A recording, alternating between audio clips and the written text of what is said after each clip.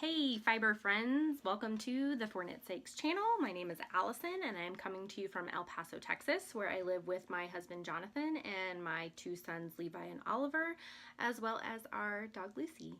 So if you are here for the first time, thank you so much for stopping by. You are watching a video podcast about knitting, crocheting, some cross stitch, a little bit of sewing, basically just kind of a crafty channel of a bunch of different things that I like to do. And if you are coming back, thank you so much for watching yet again.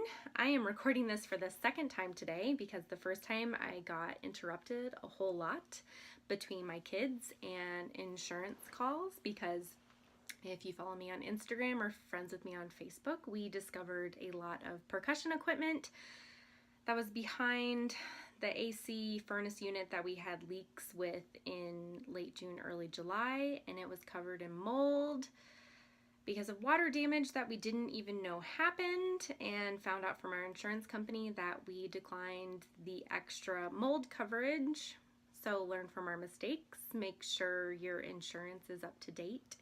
I guess we figured we never would have an issue with mold, and we were wrong. So now we're just hoping maybe the rental company or the landlords will help out somewhat, because I requested after the leaks happened for somebody to come assess water damage, because hopefully maybe that person would have known to check. We didn't even think to check because we never saw water in the backside of the space underneath the AC furnace. We never saw water on that part of the house, so we never thought to check. And my husband is just sick to his stomach about all of that equipment that is basically lost. It's not equipment that he uses on a daily basis, but it's still, as a musician, I'm sure some people can relate of, sentimental value for equipment that you use and have, and hopefully it can get fixed. But it's also Labor Day weekend. Today is Sunday, September the 3rd, and nobody at the rental company works on the weekend, and then tomorrow is a holiday. So we might not get anything done until Tuesday, and I'm going to have to go through our insurance policy and update everything. I know that there's stuff that's lacking in it already. For certain instruments don't have their own separate policies and stuff like that. So now we have to go through that and update that. So unfortunately, that was a very bad start to our Sunday, and we probably will have a little bit more work to do with the landlord and the rental company, because I feel like if somebody had been sent out to assess water damage, then it probably could have gotten caught sooner. But I guess if we had caught it before the mold happened, it could have been covered because we have water damage insurance. But because there's pictures and the mold is visible in the pictures on the property, that it's not covered. 2 thumbs down. So unfortunately, it's a very bad start to the weekend. Well, it's the last half of the weekend. It's just a bad start in general. You don't want your stuff to get ruined. But I mean, it's small, very small compared to what's happening on the East Coast. I'm not trying to diminish that. It still sucks, but at least, it's only percussion equipment. It's not, like pictures or, an entire house worth of stuff. So, which I still need to donate money to some organizations and, find ways to help out with that. Even though we're on the opposite side of the state, we're supposed to be getting a bunch of evacuees. Anywhere from like 1,000 to 4,000 people are heading to El Paso until things get fixed. And I know it's going to take years. It's not just a matter of just cleaning up. It's years and years of recovering after stuff like that. So I still need to find ways to donate. If you haven't, I hope you guys can find some ways to help out Southeast Texas, because they really need it. Sorry to start out on such a negative Nancy note. So we'll dive into our 300 writing prompts. Since this is the second time I am recording everything, I don't know where my book went. But I forgot to do it my last episode, but this episode was how do you respond if somebody compliments you?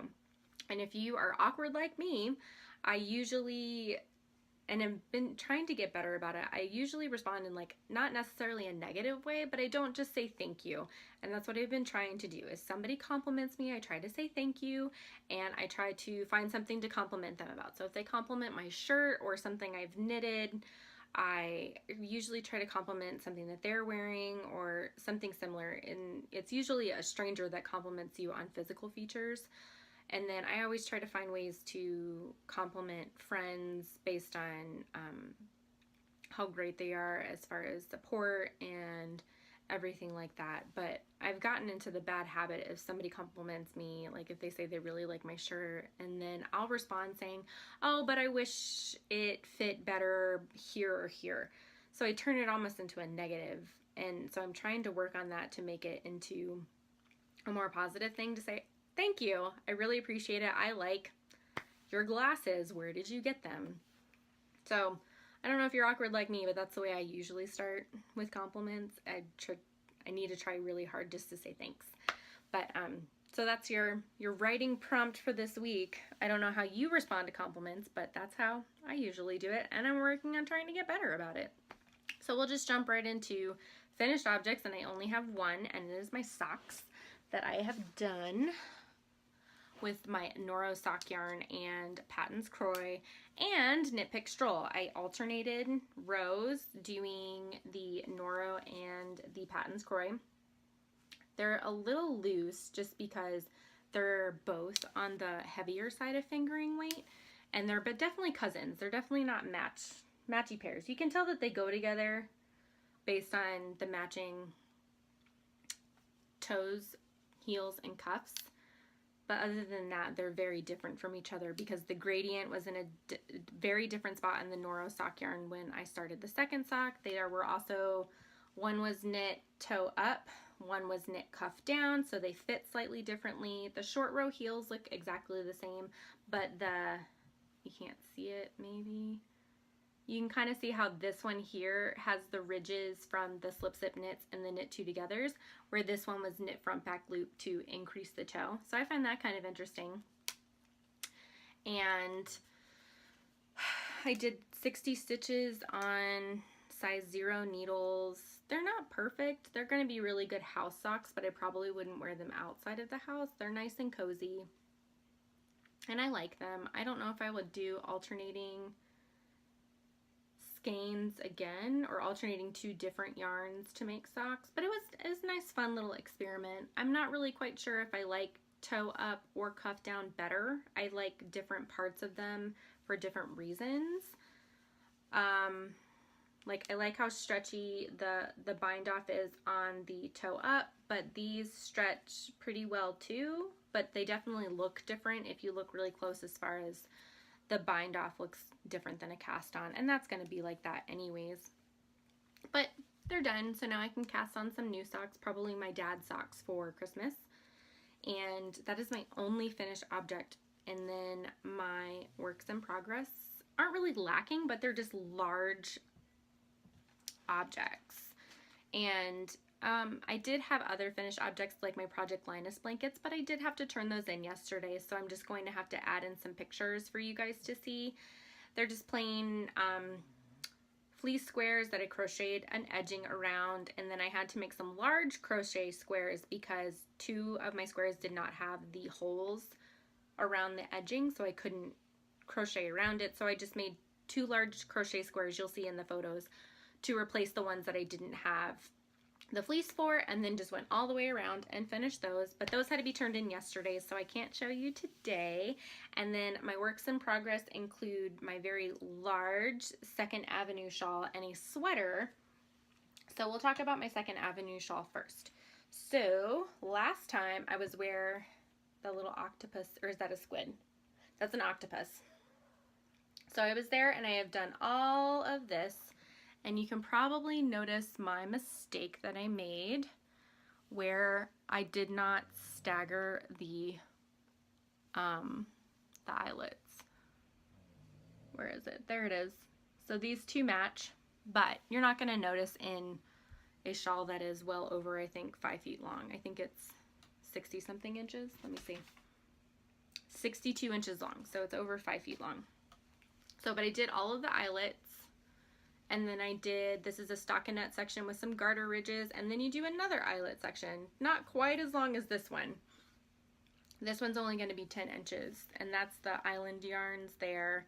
This is some Regia, Paratinvola, and then this right here is Paratinvola, and then that's the island yarns.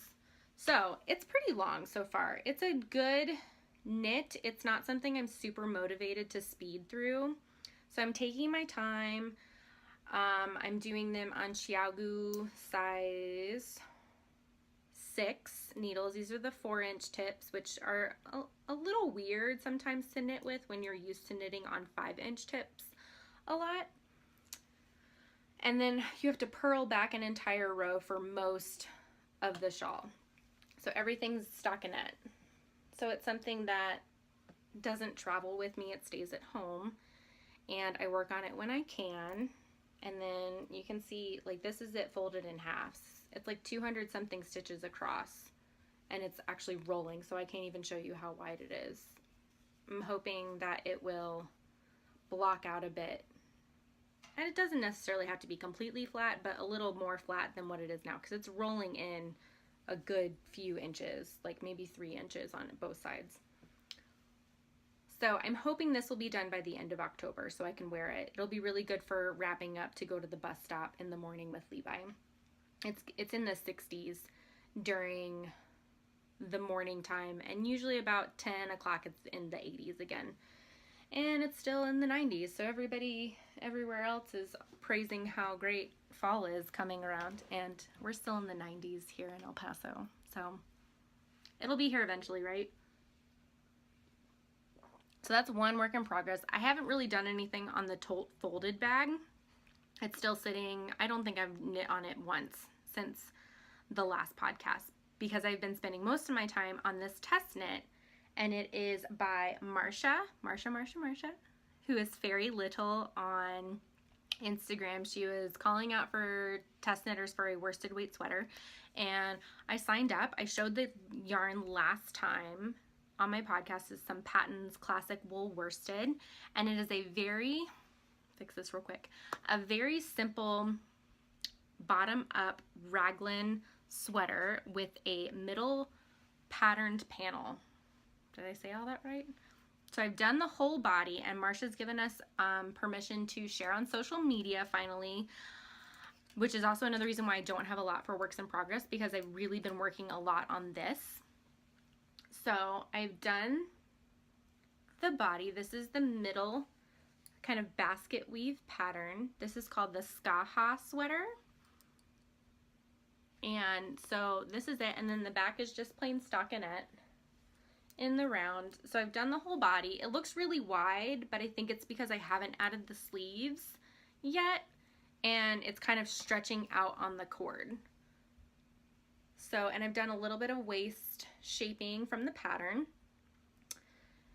and I have done almost the entire sleeves, and I'm doing the sleeves 2 at a time. My yarn is all sorts of tangled with all the different balls in play. So I've got 2 sleeves. Those are all my increases, so I can keep track, make sure I do the right amount. I have one more set of increases to do before I have to finish up the sleeves, but I'm almost there. So I have knit, if I want them to be here, and I think I have to knit to about where my sleeve ends on my short sleeves. So maybe a few more inches, and I like my sleeves on the longer side anyways. I don't like it if they're just a little bit too short. And this is not super wash wool, so I know it's not going to grow a whole lot, but I really like the tonality. This is the Jade Heather by Patton's. I don't know, you can kind of see it. It's like this very soft green color. And I was able to get it fairly on sale when Michael's was doing a buy 2 get 1 free 2 weeks ago. So I was able to buy 12 balls of yarn. I think I bought 8 for this sweater, and then 4 balls of yarn for a friend to knit the Bin Gulbane shrug for her because she really liked it. So I need to knit that before November.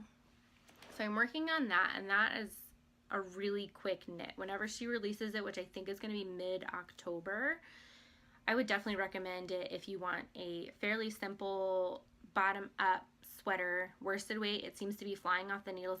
I've done all that in just 2 weeks. And I haven't been completely monogamous with it because I've been working on the socks and the shawl and my Project Linus blankets, and I've gotten all that done. If I had just been knitting on that, I probably would be at least attaching the sleeves and then probably working on the raglan decreases up into the collar. So that should hopefully be done by the next time that I podcast and I can show it. And I'm hoping it will replace all the hoodies that I usually wear throughout the winter time here, because will still breathable, so it's not going to be super hot, but it's definitely going to be cozy. So it would be really great to wear in the mornings before it starts to warm up. And then we do have a couple of cold days from when we were here in January and February where I was wearing a sweatshirt for most of the day. So hopefully that will be done soon. And this is going to be a pretty short episode because since it's the second time I'm filming it, it's going to kind of fly through everything that I'm talking about. So those are actually all of the works in progress that I have, and then we can talk about my future knitting, things that I've bought recently. And one thing that I've done that I shared on social media on Instagram is my reclaimed cotton yarn that I got from a men's sweater that I found at the thrift store. So I found this sweater for $4, I think, after taxes, and I pulled out all of the sleeves and the back of the sweater. So I still have the whole front panel. So this is the original, I lost all my good lighting. This is the original natural colored yarn that I got from one sleeve. So this is about 85 grams, I think. And then I got about 100-gram balls of 300 grams total. And I bought some tulip dye from Walmart. And I got these 3 colors dyed up, and I'm going to knit an exploration station out of this. So this is going to be my dark contrasting color in between the wedges and the different sections, and this is probably going to be part of the brioche with the natural color. I forget what letters they are, and then I'll figure out the other sections. But I'm actually really excited, but it's not going to be cast on for quite a while because I have Christmas knitting to do and to finish my test knit and the large 2nd Avenue shawl. It's not high on the priority list, but it's still in the queue. And I'm hoping I don't change my mind before then. So hopefully that will get done. Hopefully before the new year. Do you guys see a pattern between the colors that I have here and the ones that I have on the wall? I'm definitely a green, blue, and purple kind of person.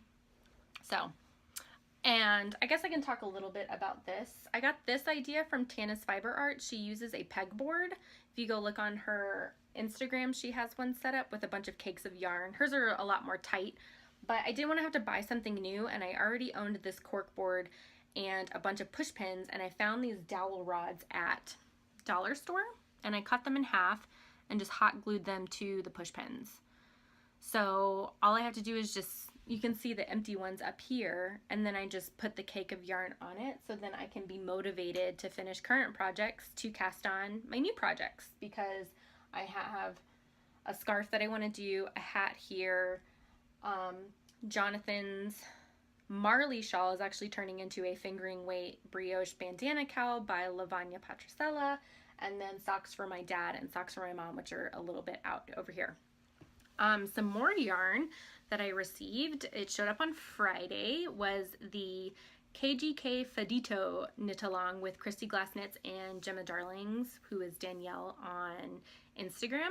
They were doing a fade along. They knit the Granito by Joji Locatelli, but they said for the knit along you could knit any sort of garment as long as you faded it. And so I did the flax light in the green to the Legacy Fiber Arts and then down eventually to the dark blue.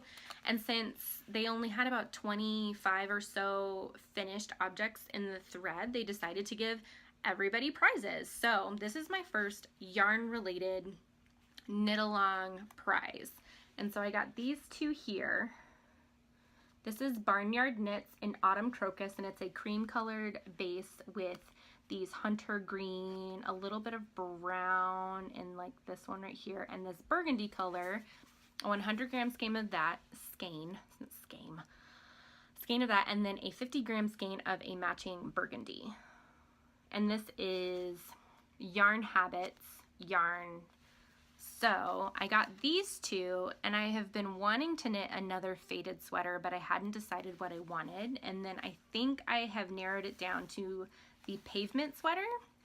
Amy from Stranded Dye Works has knit one, and Julia from the Happy Knitting Podcast is starting a faded one. And I like the shape of it, and the pattern's not super expensive. And I originally was going to do these 3 colors here. And I still might do that, but then I got these, and these coordinate with these 2 outside yarns as well. So I would probably do the purple on top, and then the cream next with the solid, and then end with this variegated coral burgundy color, or do this. I don't know. I really like this one too. It's definitely going to be a fade of some sort, and it'll include some sort of combination of these. I'm not really quite sure. I really like, this is that coral yarn that I over dyed, so it's very tonal but not super solid. I'm worried that this solid, well, it's not, it's more tonal, I guess, to maybe do these 4. Oop, I lost one. Try that again. To do these right here. I lost all my good lighting. It's very blue right now. I don't know. What do you think? Can I get your opinions? I just want to knit garments. I like socks and everything, but I'm not wearing them very often. So as much as I knit them, I have 10 pairs that I finished just this year alone. And then, well, 2 of those were Levi's. But so that's still 8 pairs just for this year, just for me. And then I'm probably going to end up knitting more, but with the pavement sweater, since it seems a lot of it's just stuck in it in the round, it'd be a good project that I can just kind of toss in my bag and take with me. I don't know. I want a sweater, but I just don't know what to do. I'm sorry the lighting. My lighting was really good an hour ago when I first initially started taping, and now it's ruined. I went to Joann earlier this week so I could pick up some fabric to make a project bag for my fiber share partner, and they had a bunch of this patent silk bamboo in a clearance bin. It was only $2.97, and I picked up 5 of them. They're not all the same dye lot, but I think the shine is the only difference between the different dye lots. And I have been wanting to knit the Campside, not Cardi, the Campside Shawl by Alicia Plummer. I don't have quite enough of this, but I'm going to pair it with a silk wool, so it still has that silk. And so I'm hoping I can get through all of the eyelets in the silk bamboo and finish it with the silky wool. I have 2 of these, and maybe just doing the edging on the bottom. And I chatted with my friend Lauren, she's a Wool Pickle on Instagram. She said that she used a lot less yardage than she thought for the original, and she said I could just cut a chart out and then go to this one. But it's a nice big shawl, and I think the 2 colors would pair. And I looked at all the project pages and noticed anybody that did 2 colors, they looked really nice and really pretty. They didn't look odd or anything like that. I am a little mad though, because I just noticed a knot in this ball, so I'm going to have to snip that and then rejoin the ends, but we'll just see. That's on like the far horizon. I would rather get the exploration station done first. And I also bought some yarn to teach somebody how to knit, but I haven't had the chance to do it yet, so I just picked up some straight needles and some dishcloth yarn, sugars and cream, which was also in the clearance bin.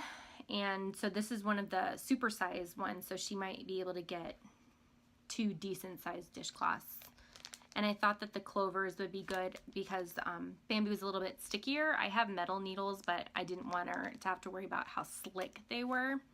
So hopefully I'll get to see her and she can she can get these from me and I can teach her fairly quickly how to knit. She's on pretty restricted bed rest for her pregnancy, so I thought something crafty might be really good to keep her busy.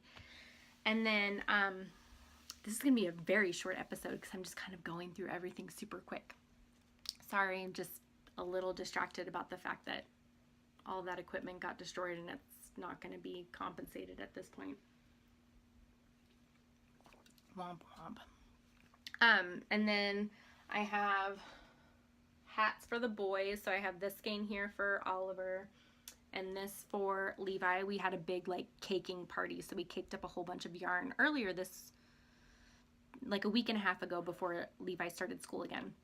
Levi wants a Martine hat, which I would have to change the stitch count to figure out, and I also think with this highly variegated yarn that the lacy pattern might not look very good. So I think I'll just do the brim of the hat and then do the increases for it and start the Martine hat pattern, which is like the St. John Worts stitch. It's a 4-row repeat, and if it doesn't look good, I will rip back. But I'll put a lifeline in after I'm done with the brim and rip back to the lifeline if I don't like it, and either do a barley hat by Tin Can Knits or the windchiff hat by Stephen West, because this is pretty highly variegated the way we dyed it, and I would rather see the variegation than have it look too busy for the lacy pattern that's there. Same with Oliver's hat. I don't think Oliver's gonna mind as long as I make him a hat.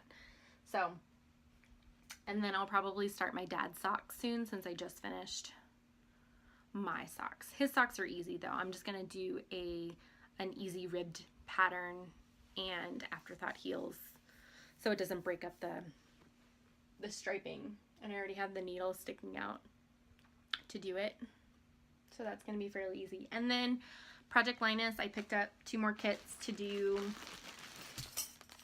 My crochet hooks are in there.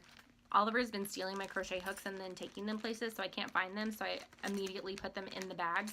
So these are just the police square kits that have the holes cut into it using like the rotary cutter. And I got checked out 2 that have similar color palettes, because one ball of Super Saver does 2 sets of blankets. If you just do the edging and then usually just crochet 1 edge around, you can do it in 2. So those are going to be that, and then the chemo hats for the Knitting Guild.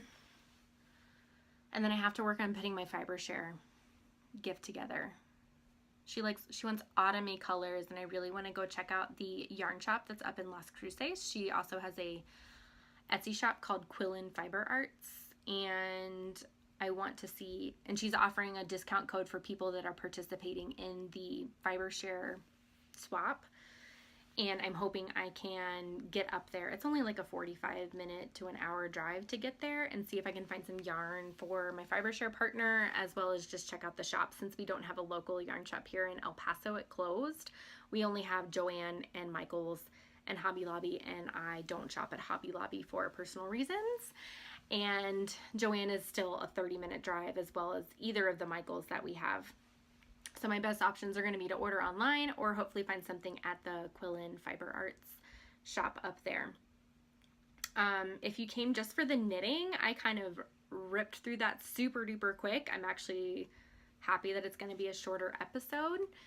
And if you're just here for the knitting, thank you so much for coming. Like and subscribe if you really like the video. I hope you guys enjoyed something. I was in a much better frame of mind to podcast before we had discovered our wrecked equipment, so sorry about that. And I will see you guys next time. If you want to hang out for my life, what's going on with us, then stick around. I won't talk too much, and we'll get into that right now. So Levi started school this week. It's been a little bit of a transition because he's had to wake up significantly earlier for school, and trying to find stuff to keep myself and Oliver busy during the day has been a little bit challenging. We've had some appointments here and there, but other than that, we've just been kind of sticking at home. Jonathan was finally able to take a full physical fitness test for the Army after being injured for 2.5 years. He hasn't taken a full test in a while, and it's been very difficult to keep motivated because a lot of what is on you when you're in the military is to be able to take that physical fitness test, and he hasn't been able to take push-ups because he had a tear in his shoulder, and he had surgery on it over a year ago. And then Oliver went into the hospital. He wasn't John wasn't recovering as quickly as he wanted to, so that was really difficult. And he took the full test this last week, which is running, push-ups, and sit-ups, and the max points you can get is a 300, and he got a 302. So it definitely boosted his spirits, and we just kind of joke around now. It's like, hey, remember that time you got a 302 on your APFT test? And it just kind of, it helps out sometimes when life's been a little difficult for the last year for our family. And we're hoping it'll bring some good things for us, and we're looking forward to hopefully seeing where that goes, and for his job, and hopefully getting promoted and stuff like that. And it helps because he feels like good about his health again. So that's one great thing that's happened this last week.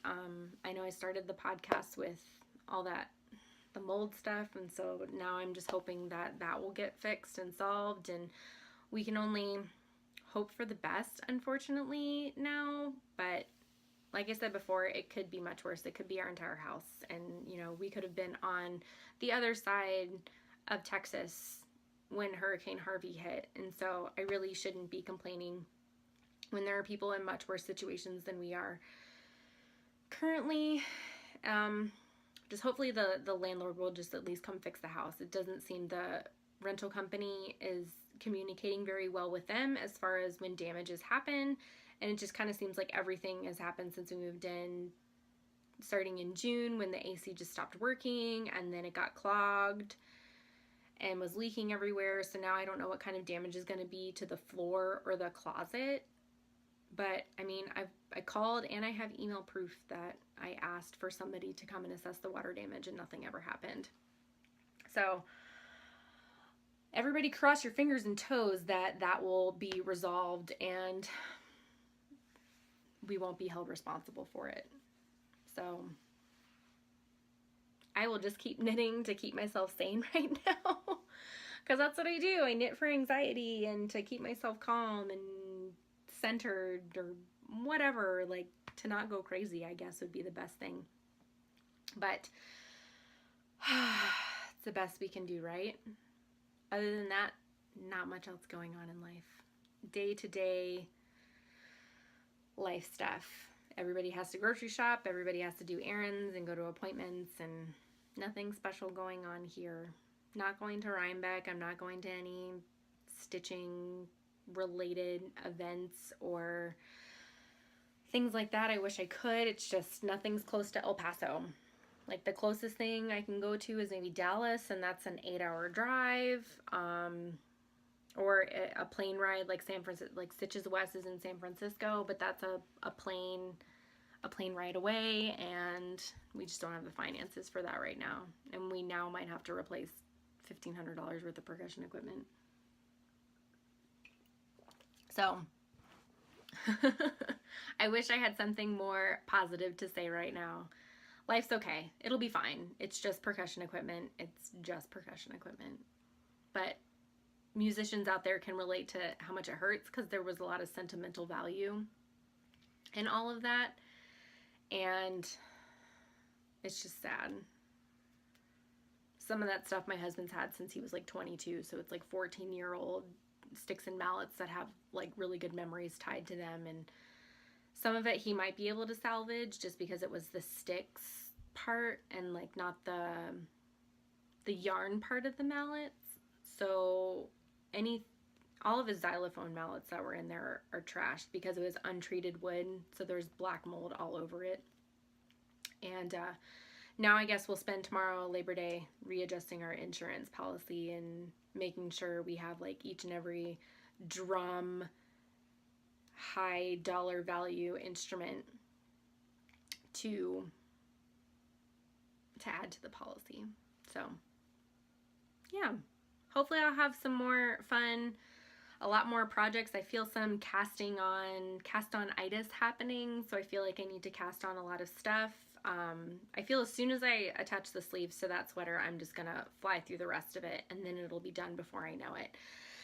So here's to next time being maybe a slightly longer episode, more informative, and I hope you guys enjoyed the short, quick and easy to the point, that's what she said, episode for this week. And I hope I get to see you guys next time. Thanks again for stopping by. I hope you guys have a great week, a good Labor Day, get to grill out, and if you have time off, enjoy it with your family and your friends. And I will hopefully see you guys soon. Bye!